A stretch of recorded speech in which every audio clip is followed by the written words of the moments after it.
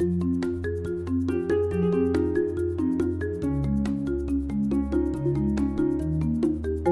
of the interesting things about this is that I was diagnosed with Asperger's at 22, and that kind of caused me to have a very unique entry into DevRel and just tech in general. And one of the things that kind of I had from being on the spectrum is I hyperfixate on a great deal of things, and one of the things that I learned to hyperfixate on was, tech. And that kind of over time turned into one of my greatest assets in the industry. So a little bit about me, I'm a self-taught engineer. Like I said, neurodivergent. I run a fractional thought leadership agency called Cloud Speakers. Today, I'm enjoying a fairly successful career in developer advocacy. Path up to now was very unique. Traditional education never really meshed with me. I ended up, tried the college route a few times, didn't really work. And I ended up focusing on a 4-year journey in self-education. So my journey up to this point was very complicated. From 2015 to 2019, I did a great deal of self-education. Did a lot of stuff like Linux Academy, Udemy, all that. And then eventually got into an SRE role with a company called EDF Renewables. And during that time, I was doing a great deal of freelance writing and ended up deciding that through that, I wanted to kind of focus solely on writing. And then I launched Cloud Speakers around Q3 of 2020. And after a while, that began to kind of grow quite a bit. Before all that is where, I kind of gained a great deal of knowledge about where I came into today. Something before I got into the industry, I worked a great deal of service jobs, struggled to channel energy into special interest.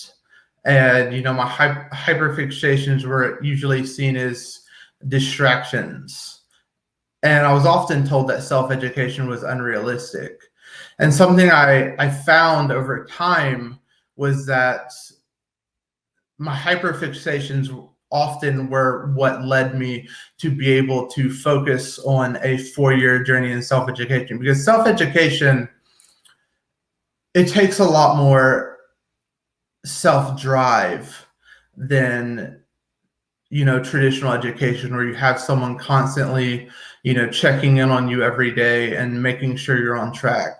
So my hyperfixation definitely, I feel that it was one of the things that helped me succeed in self-education.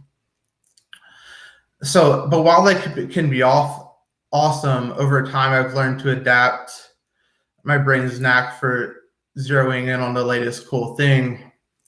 They can be a struggle, because I jump from passion to passion, and I wasn't always sure where to focus my energy. If you watch the Good Place, I got a little pick from there, and that is how my brain often can be. So my journey in self-education was one of the unique things about my entry into DevRel. Spent 4 years studying cloud native concepts as well as basic computer science. I leveraged resources such as Linux Academy and Katacoda. All of this was 100% self-directed, and the occasional mentorship was found in a greater Kubernetes and cloud native community. I learned to leverage my neurodiversity in the workplace through working remotely, preferring a high degree of freedom in how I do my work, and in a somewhat contradictory fashion, I love being able to collaborate with a team that lets me brainstorm in big ideas. One of the ways my hyperfixation has helped me succeed is in tuning out distractions. I'm able to zero in on goals and stay on target. I usually avoid procrastination because I get so focused on a task that I have to just really zero in on it. I manage burnout quite a bit because, while this can be a double-edged sword, I never really worry about it because even if I do get tired of a passion, I know that my interest in it will come back pretty quick. So that what I typically do with that is I just take little breaks. Thought leadership, this one might be a little bit odd, but I feel like hyperfixation has really enabled me to buckle down on this and do deep research on a variety of topics that enabled me to act as a thought leader.